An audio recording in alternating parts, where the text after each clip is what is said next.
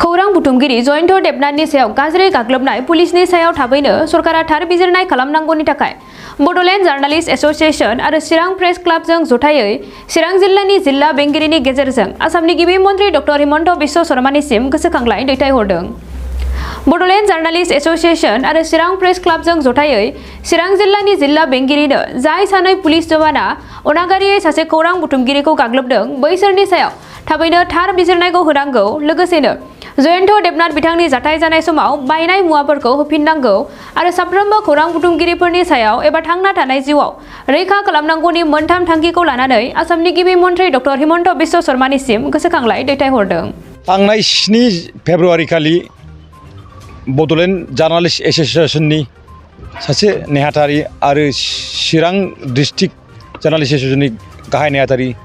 जयन्त देबनाथ, बे जयन्त देबनाथ बिथांखौ बासुगाव सहराव आसाम पुलिसनि सानै जवानफोरा जि भाबि अनागारि हामला खालामनायनि उनावहाय जों खौरांगिरिफ्रा बे दायनिगिरिफोरखौ गोख्रै हमनो थाखाय जोङो गोबां हाबाफारि लादों खुद्रिसारनाय। बेनि उनावबो जुदियोबा आसाम सरकार बा जिल्ला खुंथाया बे सानै पुलिस जवानफोरखौ जुदियोबा साख्रिनिफ्राय सासपेन्ड खालामबाय,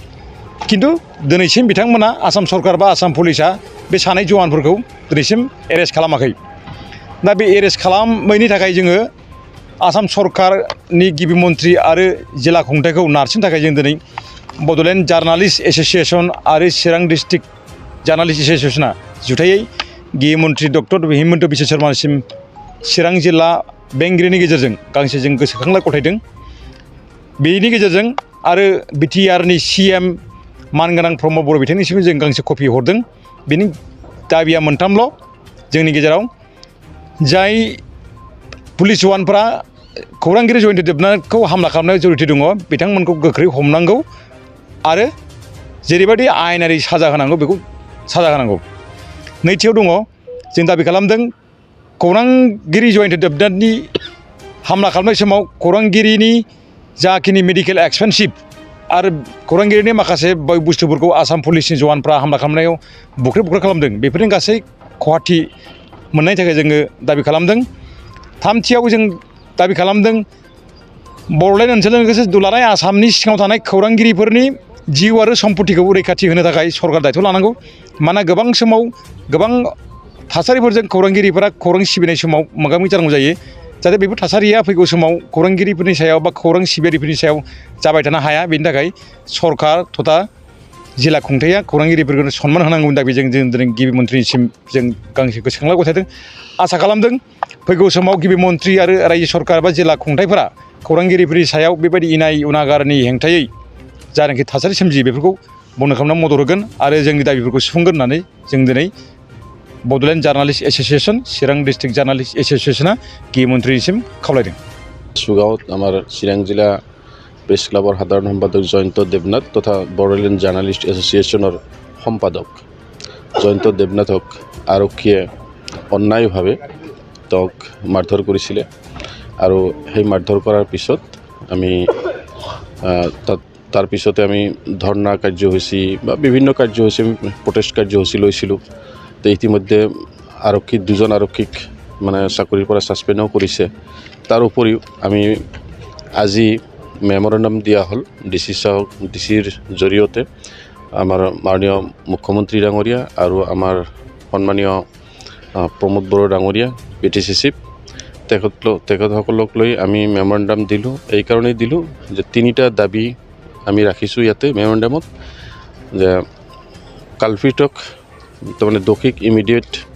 মানে কৰায়ত্ব কৰি শাস্তি দিব লাগে। ছাছপেণ্ড কৰিছে ঠিকে, কিন্তু তেওঁক গ্ৰেপ্তাৰ কৰা নাই, গতিকে আমি গ্ৰেপ্তাৰৰ দাবী জনাইছোঁ। আৰু দ্বিতীয়টো হ'ল যে আমি আমাৰ সাংবাদিক জয়ন্ত দেবনাথ ইতিমধ্যে মেডিকেলত চিকিৎসাধীন হৈ আছে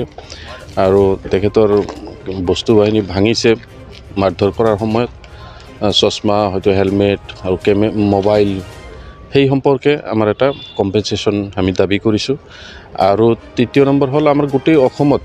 যিমান কৰ্মৰত সাংবাদিক আছে তেওঁলোকৰ লাইফ আৰু প্ৰপাৰ্টি ইত্যাদি মানে সিকিউৰিটি লাগে। এই 3টা ডিমাণ্ডেৰে আজি আমি মাননীয় মুখ্যমন্ত্ৰী ডাঙৰীয়া আৰু আমাৰ প্ৰমোদ বড়ো ডাঙৰীয়ালৈ আমি মেমৰেণ্ডাম দিছোঁ বড়োলেণ্ড জাৰ্নেলিষ্ট এছ'চিয়েশ্যনৰ তৰফৰ পৰাও আৰু চিৰাং জিলা প্ৰেছ ক্লাবৰ তৰফৰ পৰা